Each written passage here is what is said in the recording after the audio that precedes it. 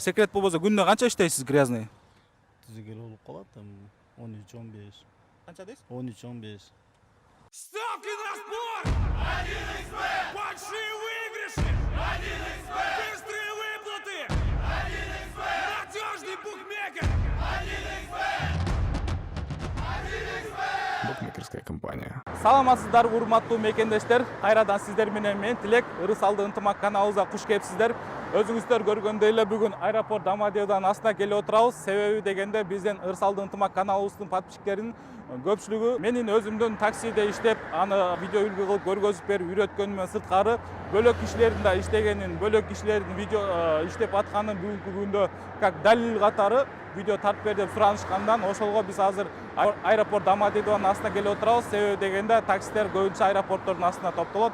Азыр бул жерде заправканын жанында таксилердин стоянкасы бар. Ошол жерде таксилер топтолуп турушат. Ошол жеке барып биз 3-4 кишиден видео интервью алган аракет кылалы. Андыктан биз менен акырына чейин болуңуздар. Assalomu alaykum.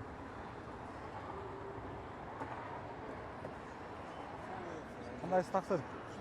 Биз Ырыс алды ынтымак каналынан интервью алып жүрөт болчу таксилерден. Бир-эки суроо берсек болобу сизге? Кандайсыз? Менин атым Тилек, Ырыс алды ынтымак каналынан болобуз. Менин атым Айбек. Биз деген ошо Москвада такси сферасына YouTube'да канал алып барабыз. Ошого бүгүн Москвада таксилердин бүгүнкү сентябрда, октябрда бүгүнкү күндө болуп аткан көрүнүш тууралуу элден сурайлы деп жүрөт элек. Сиз бүгүнкү күндө кандай иштер, кандай болуп атат? Иш жакшы эле, буюрса болуп атат, жакшы эле.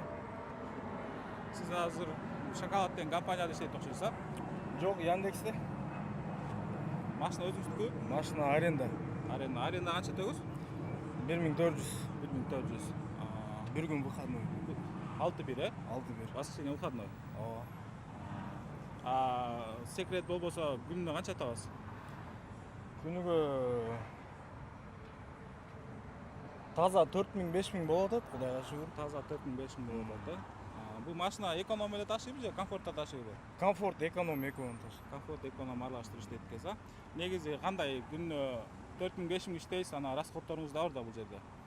Жок, ошо расходтордон тышкары тазасын айтып атам да. Грязный 7-8. Грязный 7-8 иштеп коесуз. Азыр таксинин сезону болуп атканда ошого караганда жакшы окшойт, э? Баары жакшы эле, биякта. Ошо таксилер баары кыргыздар ынтымактуу. Бирине бири поддержка берип, проблема болуп калса, бири-бирине жардам берет, жакшы эле. Рахмат, э? Анда жумушуңузга ийгилик, биз ары тарталы.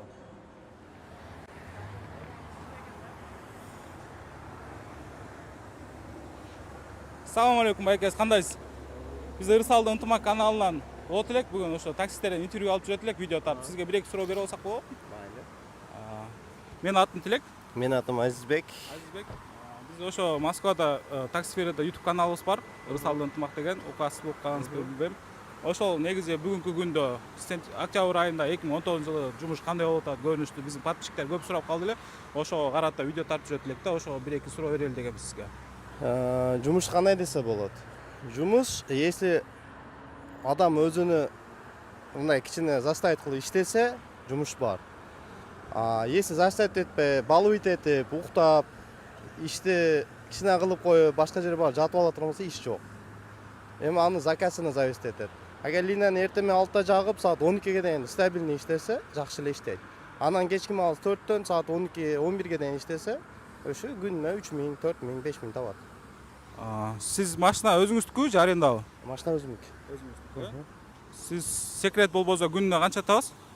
Мен очень напрягаться кылбайм, күнүнө 4000, 5000 тапсам жетет. 4000-5000 табасыз. Бул машинаңыздын маркасы кайсы тарифтерде иштейт? Комфорт плюсте иштейт. Комфорт плюсте иштейт. Жакшы. То есть сиз машинаңыз өзүңүздүкү, эртең менен чыгасыз, кечке чейин иштейсиз, 4000-5000 табасыз. Жакшы. Дагы кошумчаңыз барбы биздин каналга? Кошумча эмне? Эми самый главный водительдерге айтса внимательно болушуну керек. Правилага соблюдать этишини, анан кылып аткан иштерини, алып кетип аткан клиенттерге очень нежный болушуну. Все равно всегда клиент прав дейт. Некоторые места алар прав болбой калат, бирок терпение менен жакшы мындай обслуживать эткени жакшы. Таксилерде көбү али правиланы билбегендер чыгып йөрүп атат. Уступи дороганы, главный дороганы билбегендер бар экен.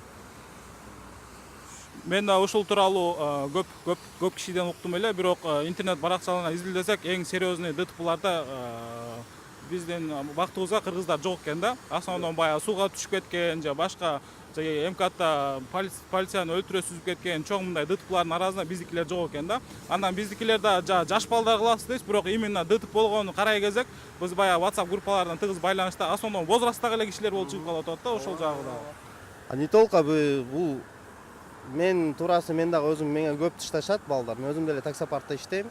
ДТПларды салышып турат, жөнөтүшөт. Почти 70% иностранец болуп атат, бирок биздин кыргыздардын ичинде 10тадан битасы чыгып калат. Анда вряд ли болуп калышы мүмкүн да.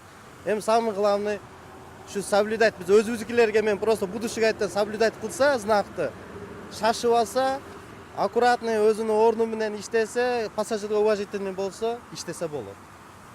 Жакшы, мен деле сиздин сөзүңүзгө түй менен кошулам. Ошо, рахмат, жумуштарыңызга ийгилик. Силерге ийгилик, каналыңарга ийгилик.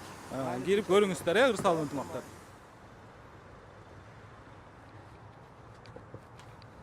Assalomu alaykum. Кандайсыз байкеже? Биз ырсалдуу ынтымак каналынан элек, ошо таксиден интервью алып жүрөт элек да. Бүгүн эконом, комфорттон алып атабыз. Менен сизге да бир-эки суроо берсем болобу деп. Болот. Жооп бере беребиз. Сиз бул Москвада такси сферада көптөн бери элесизби? Көп эле болуп калды. 6-7. Секрет болбосо, бул машина арендабы же өзүңүздүкү? Арендада машина. Аренда канча төлөйсүз? 2 адам иштетебиз, 3,5 миң төлөйбүз. 2 адам иштейсиздер, 3,5 миң төлөйсүздөр, Күндө ошондо 1750-ден тийип калат экен да. Секрет болбосо күндө канча иштейсиз грязный? Грязный түзүгөл болуп калат, 13-15. Канча дейсиз? 13-15. 13-15, Бул бирөөңүздөр, же экөөңөр биригиппи? То есть 12 саатта бирөө ошо 13 иштесе, андан кийинкиси дагы ошого карата иштейт экен да, өзүнө жараша. Ошол бизде ырсалдуу ынтымак канал деген укпадыңыз беле? Ошо бизде Москвада YouTube каналыбыз бар, ырсалдуу ынтымак деп, такси жөнүндө, такси сферада видео тартабыз, постоянно эле кирип көрсөңүздөр болот. Макул. Кирип карап көрөбүз, обязательно. Мейлиңиз анда, ишиңизге ийгилик, Мейлиңиз байкес.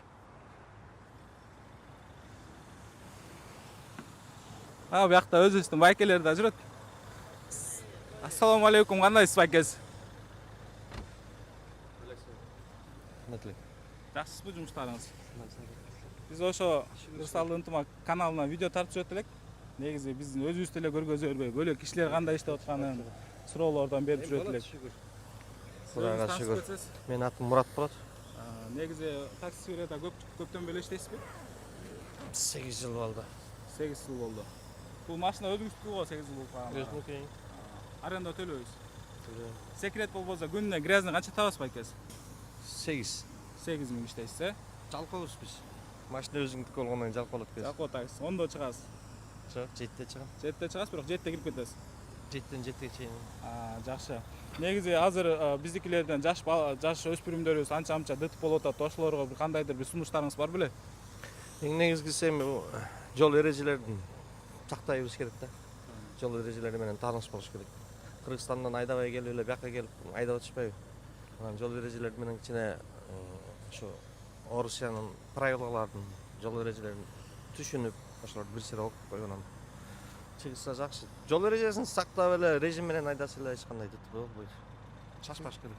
Сиз ошондо таксиге чыгат элем деп кызыгып аткан кишилерге биринчи очередь ошол эрежелерди, жол эрежелерин билип, үйрөнүп, анан кийин только бул жумушка келди деген турасыз да? Эгерде Кыргызстандан келатса экен, ооба. Эми аяктан деле окуйт да, окуп право алышат, бирок эми ал жер менен айдаганда, Кыргызстанда айдаган менен Москвада айдаганын кичине айырмалары бар. Ошондо рахмат, ийгилик жумуштарыңызга. Эконом класс байкеден да сурап коелу. Assalomu alaykum, кандайсыз байке? Сиздин лицоңуз аябай знакомый болот. Бизден эле фаркта иштейт окшойсуз, Ашка келип жүргөнсүз ырсалдуу ынтымакка. Кошулмун да. Кошулумун. Биздин паркта иштейсиз, ошо бет эме жүзүңүз тааныш болуп кетти да.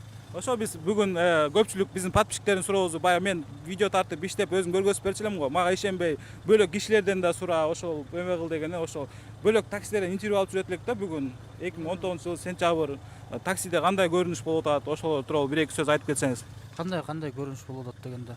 Эми бүгүн кандай десем, авариялар тууралуу, доход кандай болуп атат? Чын эле жана мен көргөзүп берген 5-6 миңдер чынбы же калппы, жалганбы деген? 5-6 миң деген, конечно, калп. Калп, Бир күндө табыш 5-6 миң калп. Бир күндө аренда 1,5 миң сом.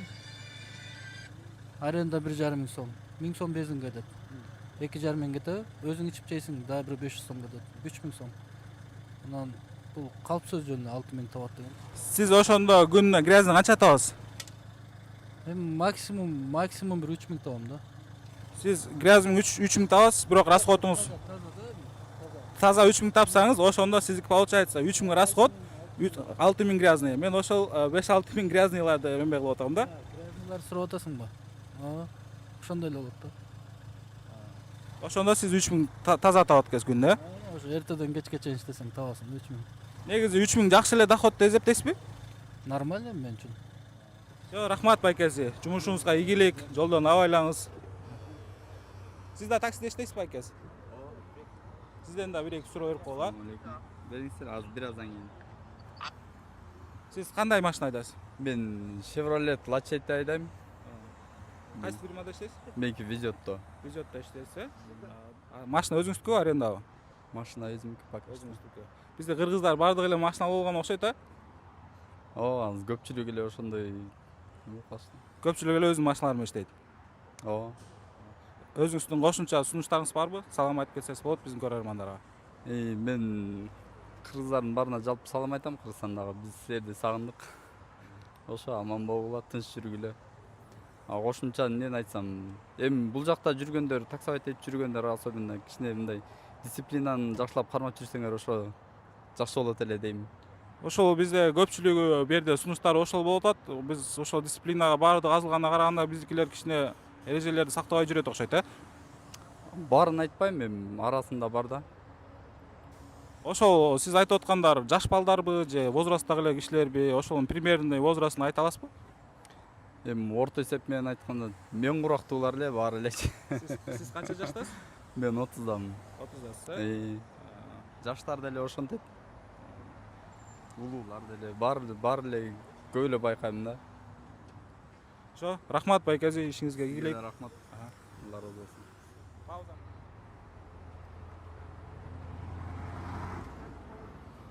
Саламатсызбы байке? Биз Ырысалдын ынтымак каналынан элек интервью алып жүрөт элек, ушу бизнес класс тууралуучу. Сизден бир-эки суроо бере алсак болобу деген ойдо келдик эле да сизге. Кандай дейсиз? Жок, YouTubeга эле.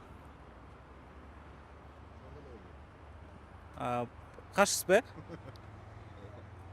Мейлиңиз анда, жумушуңузга ийгилик. Негизи кыргызсыз да. Ошо биздикилер кыргыздар бизнеске комфорт плюсто иштеп жүргөндөр бизнеске өтсөмбү деди эле, ошолорго бир-эки сөз эле айтып берип койсоңуз болот эле да, кандай кылып өтсө болот. Негизи жумуш кандай болот бизнестечи?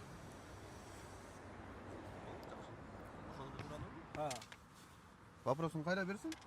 Бизде ошол кыргыз туугандар комфорт плюсто иштеп жүргөндөрчү, бизнести көрүп, аларды элестетет да, ошо чыксам болот эле деп, ошолорго бир нерсе тоскоол болот да.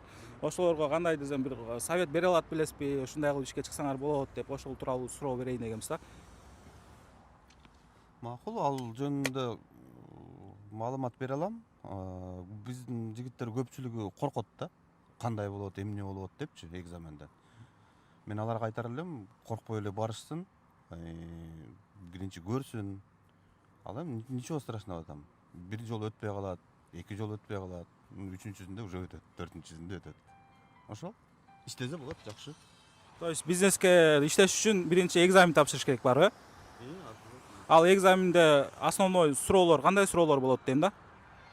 Основном суроолор комфорт плюстагыдай эле. А бул жерде болгон дресс-кодду сакташ керек. Баягы өздөрүнүн требованиясы бар, ошолор эле. Дресс-код деген бул сизге окшоп костюм, галстук, Өзүнүн баягы правилалары бар да, мисалы үчүн эшикти ачыш керек, учурашыш керек, коштошуш керек, ушул сыяктуулар да. Эшикти ачып бериш ал обязательно шартка кирет, э? Обязательно шартка кирет, ооба. Сизге секрет болбосо күндө грязный канча болот, аренда канча болот, бензин канча болот? Бир аз кыскача айтып койсоңуз орточо жерлерин. Аны айтыш кыйын го, баягы бир күн болот, бир күн болбойт деген сыяктуу да. Орто баасычы мындай? Орто баасы бир 10 миң, 12 миң чыгат. Бул общий грязный доход. Аренда канча бересиз?